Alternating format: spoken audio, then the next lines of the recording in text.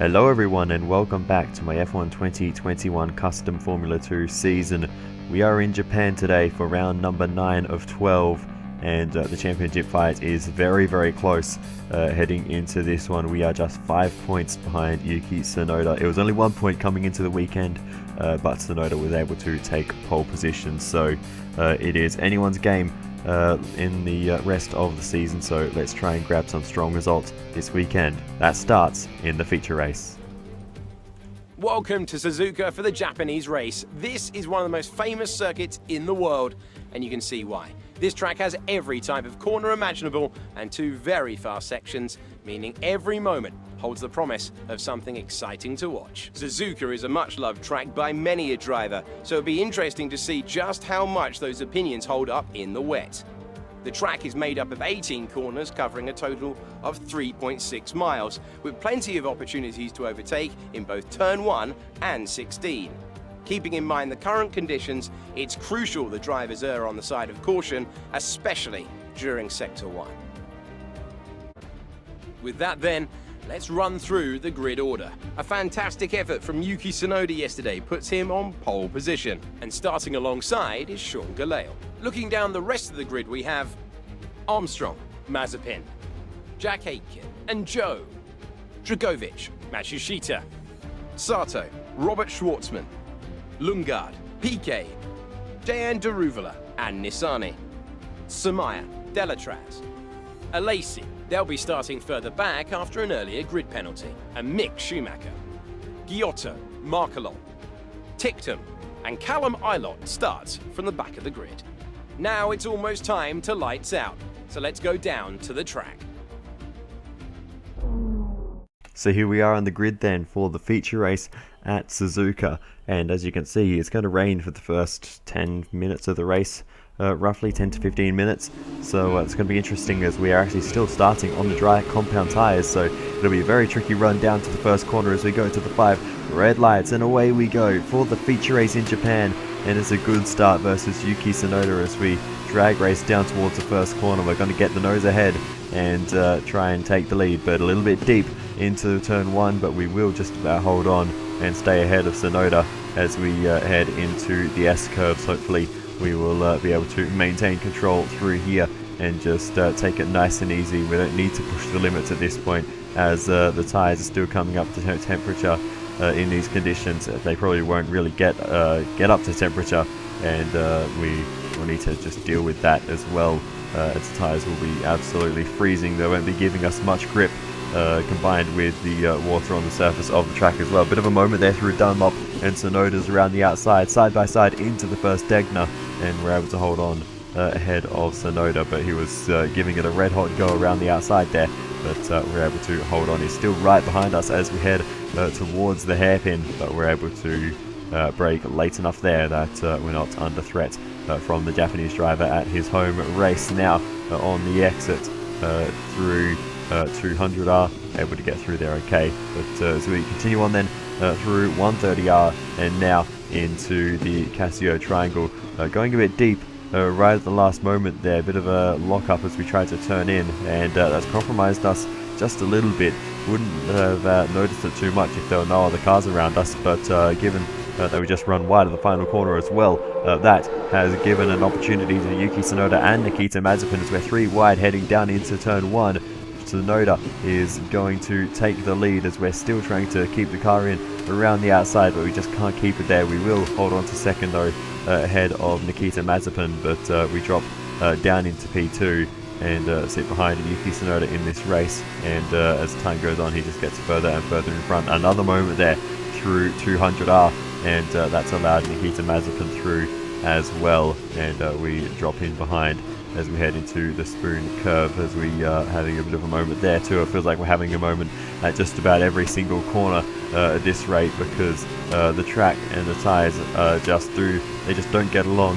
The slick tyres on the damp surface, but we're just trying to make the best of it.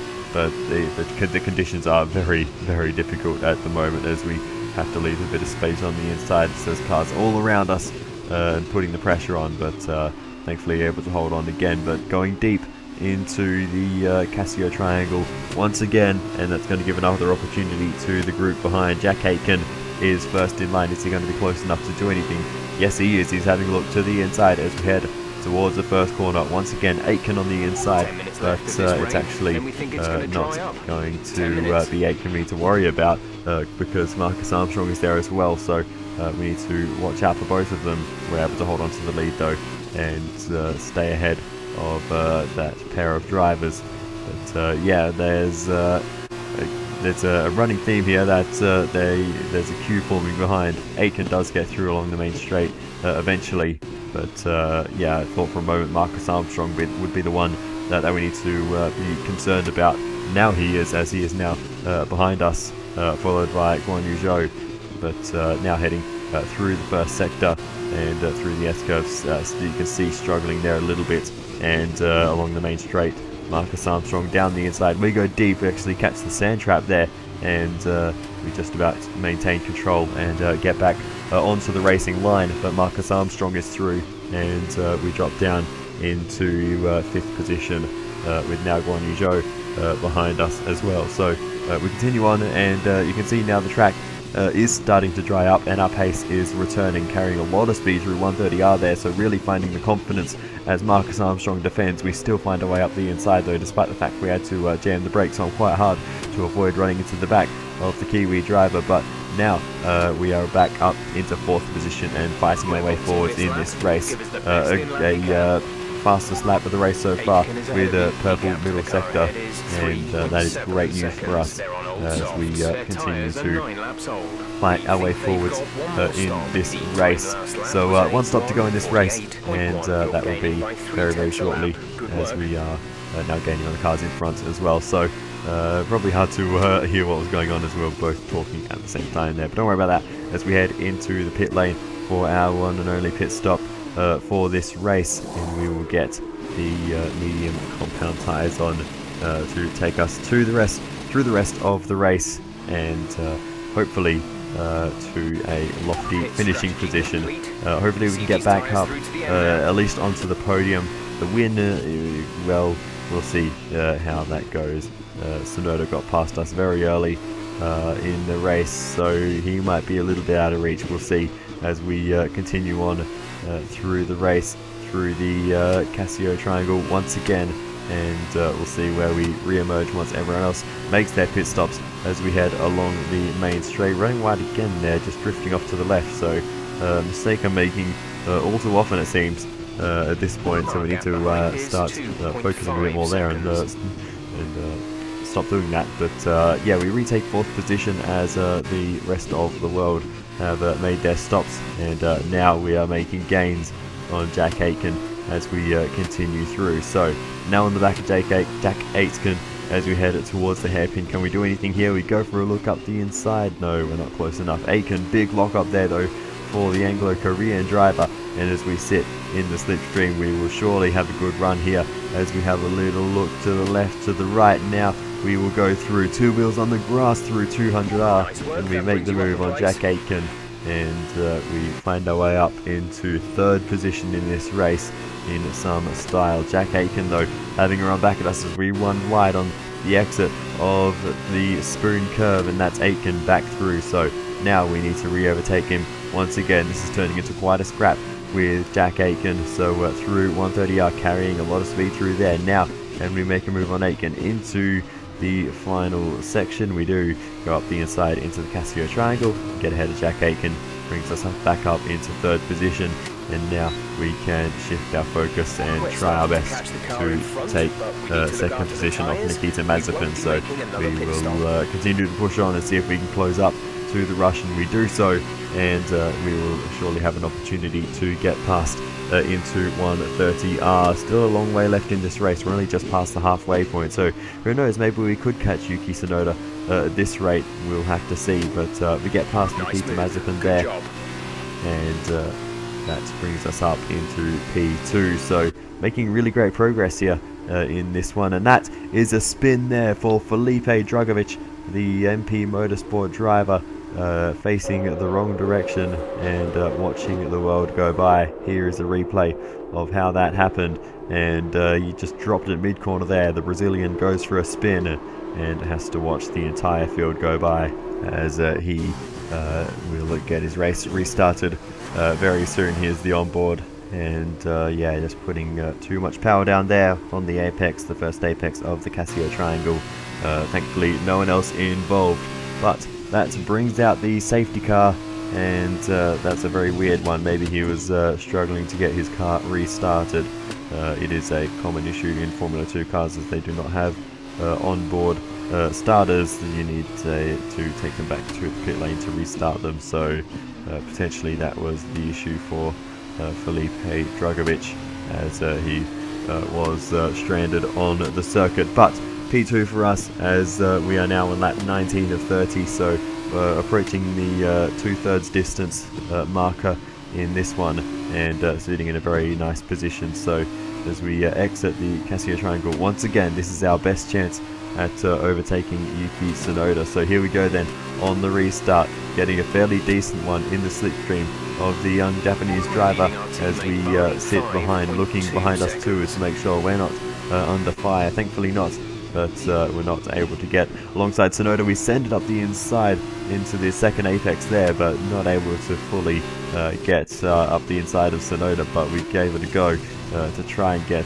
some form of presence on the inside there. It didn't work for us, and we had to slot in behind Yuki Tsunoda once again, and drop back in to second position. So hopefully we will have another opportunity very, very soon as we continue up and over the hill through Dunlop, and now we move on to 130R, and we are gaining and keeping pace with Tsunoda. Are we going to have a look up the inside? No, we're not close enough there, and we sit behind him for a little bit longer, but we should have a great opportunity along the main straight here. So here we go then with the advantage of DRS. Hopefully we'll be able to get through here. No DRS actually at this stage, just after the safety car. And can we get at the inside? No, not close enough, and Yuki Tsunoda holds on. So we're going to need to continue to fight our way forwards, and continue to look for opportunities around the outside into the Casio Triangle, and that's worked for us actually with the inside line for the second part of the chicane, and we retake the lead that we lost so early on in this one, but we finally reclaim it on what is now the 25th lap of the race. We will continue to push forwards, but I have a bit of a slide there on the exit of Spoon, and that's going to give an opportunity to Tsunoda. He was already alongside and now fully ahead as we travel towards 130R. Can we get back up the inside? No, we can't. And Tsunoda holds on, but maybe into the Casio Triangle we go up the inside. Once again, Tsunoda gives us a bit of room, but we just don't have the confidence to fully go for that overtake, and we slide in behind Yuki Tsunoda once again as we cross the line to have just 5 laps left in this race. Let's see what we can do as we head towards 130R. Once again, we go down the inside of Yuki Tsunoda, wheel to wheel with the Japanese driver, but unfortunately he stays ahead, and we have to slot in behind once again as we have a look into the Casio Triangle. No move to be made there, and Tsunoda holds on once again as we are really running out of time here. We have to get a move on. We have to overtake Tsunoda, otherwise we will never have the chance to. So we continue on one more time as we sit behind Yuki Tsunoda, heading towards the hairpin. We go up the inside, and this time we get through and retake the lead from Yuki Tsunoda. Hopefully we can hold on to it this time as we head down towards the first corner. Tsunoda takes it back, and we slot into second position. So we lose the lead once again. Thankfully the two of us are maintaining the gap to Mazepin in third, so we're not having to worry about him. But as we continue on, that Lundgaard out of the race with the mechanical failure, so unfortunate for the Dane, but for us, challenging Yuki Tsunoda.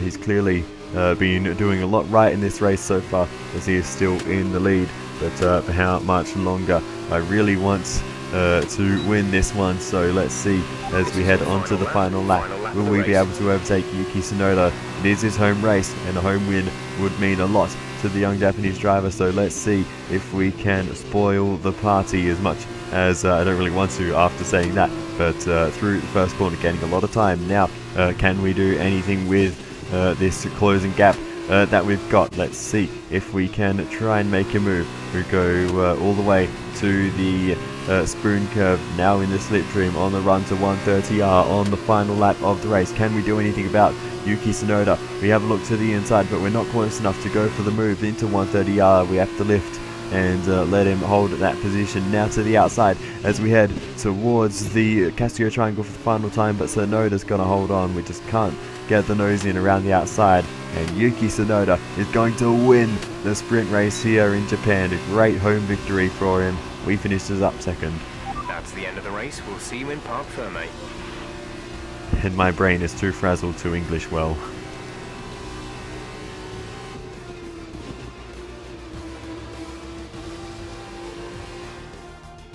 So as they climb out of the car, the Carlin team are ready and waiting to celebrate a thoroughly deserved win.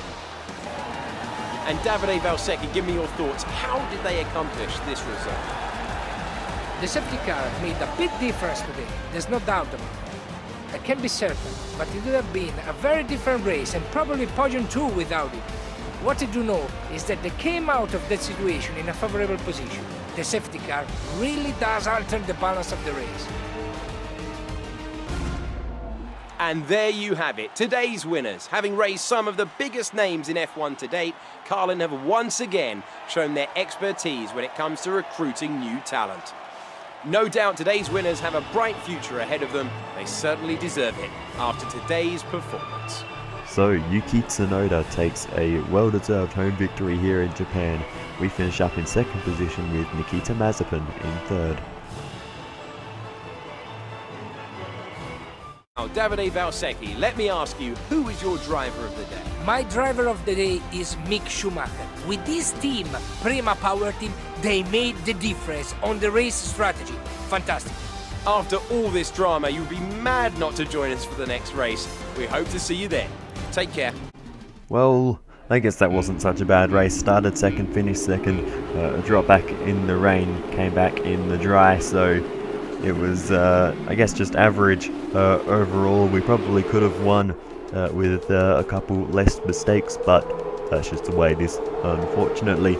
As we have a look at the highlights of this one, Tsunoda was close to getting back up the inside in the first corner, but thankfully we were able to get away with that one. But yeah, we had a few little moments where we run wide out of the final corner, just small lapses of concentration at that part of the circuit as it continues to turn right all the way up until you get to the finish line, basically.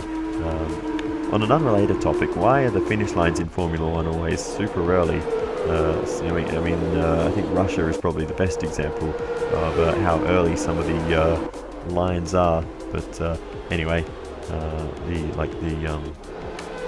finish lines, but timing lines, that's what they're called. But anyway, we're not going to worry about that now, as we have a championship fight to worry about. We finished second today and lose more points to Yuki Tsunoda, so we need to win this next one if we want to have a fair fight throughout the remaining rounds. Just 3 rounds left after this one, so we're really heading into the closing stages of the Formula 2 championship. My brain is no longer working after that race. Clearly there was Drogovic going for that spin, but yeah, it will be very interesting to see how the rest of this season plays out, and if Tsunoda can keep up this mega form that he's had so far. Reverse grid pole, incidentally, will go, or the reverse grid front row actually will go to 2 Japanese drivers. The other 2 in the field, Marino Sato and Nobuharu Matsushita, will take first and second in this one coming up. So there's potential for another Japanese driver to win if things go their way. So could be a very, very good weekend for the home favourites here. So let's just get into the sprint race and see what happens there.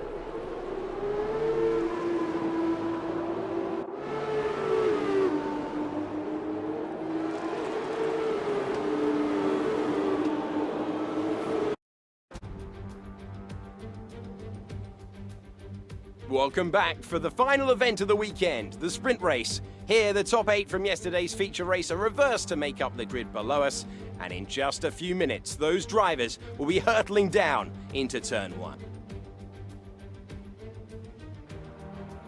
Alongside me today, I'm delighted to welcome back to the commentary box the 2012 GP2 champion, Davide Valsecchi.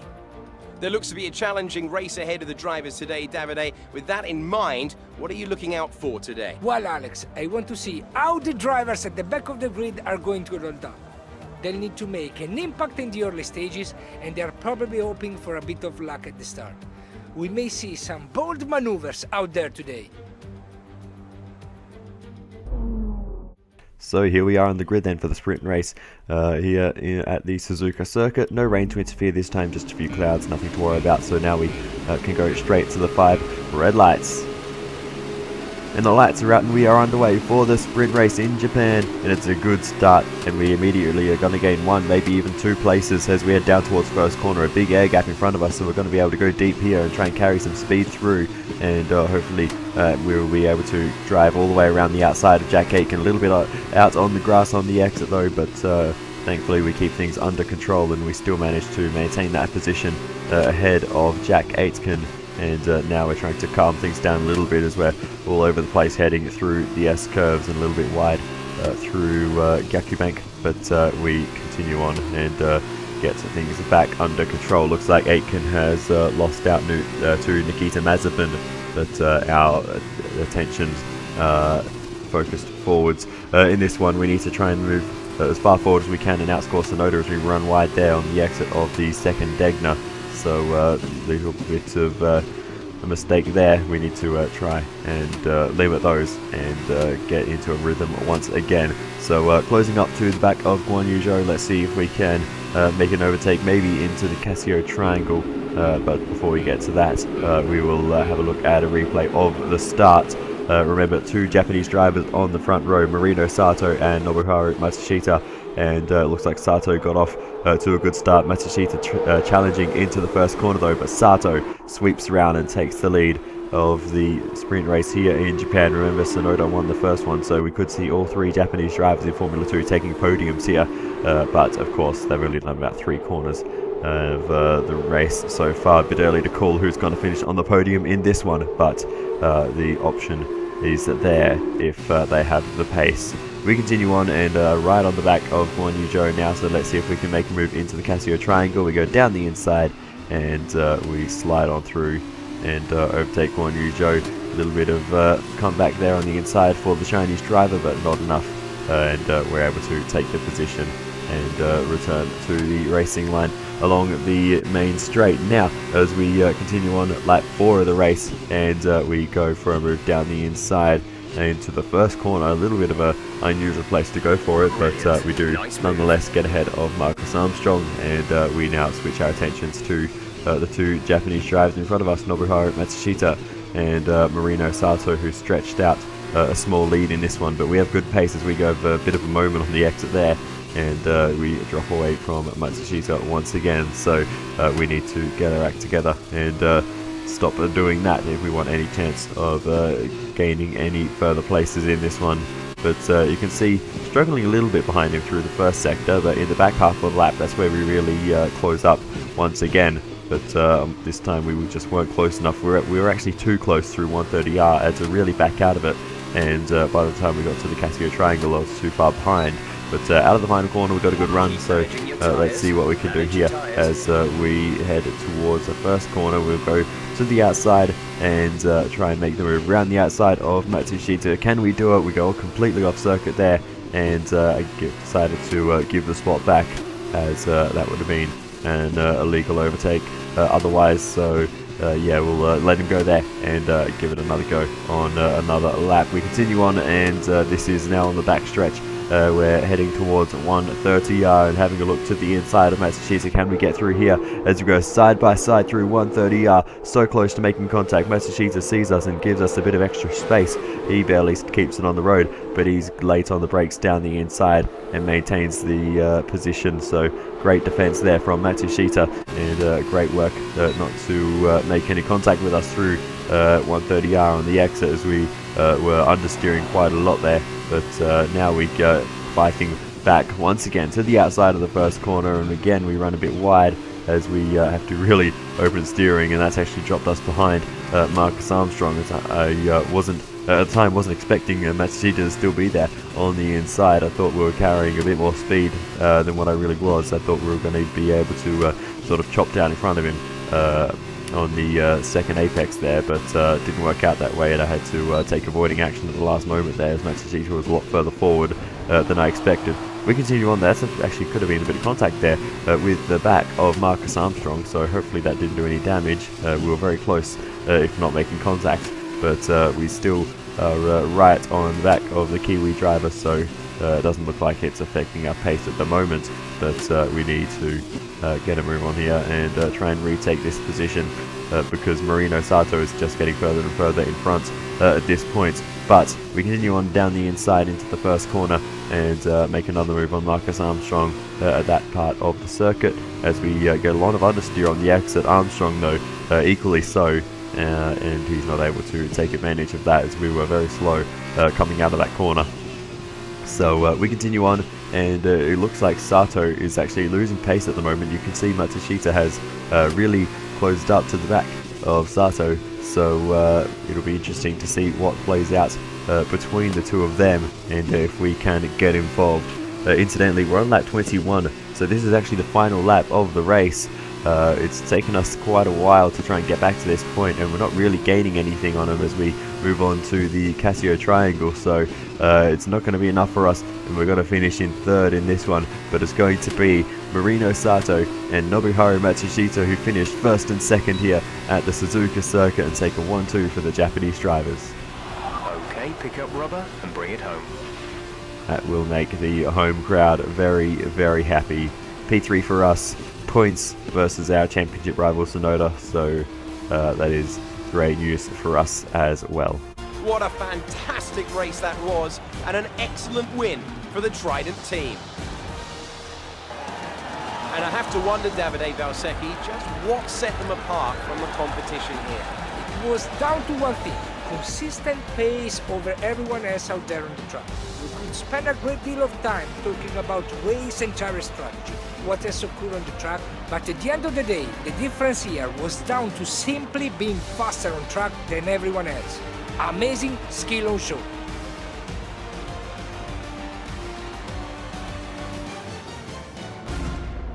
Our drivers are making their way out for the podium celebrations, and it's going to be Trident picking up the winner's trophy. Congratulations to the entire team for coming out on top in that amazing race. So Marino Sato takes the victory here in the sprint race in Japan. Nobuharu Matsushita will finish in second position, and we will finish in third.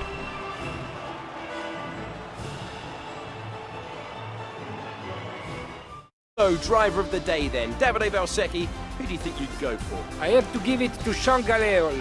Consistency, good battles, sensible driving. He can be pleased with that performance today.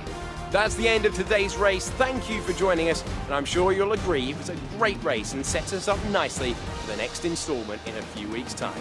Take care. From Davide and I, it's goodbye. Well, there we go. That brings an end to the Formula 2 running here, and that was some kind of weekend. But in the end, nothing in the championship actually changed. We entered the round 1 point behind, and we leave the round 1 point behind, unbelievably. So after all that, it was all worth absolutely nothing. So that's great.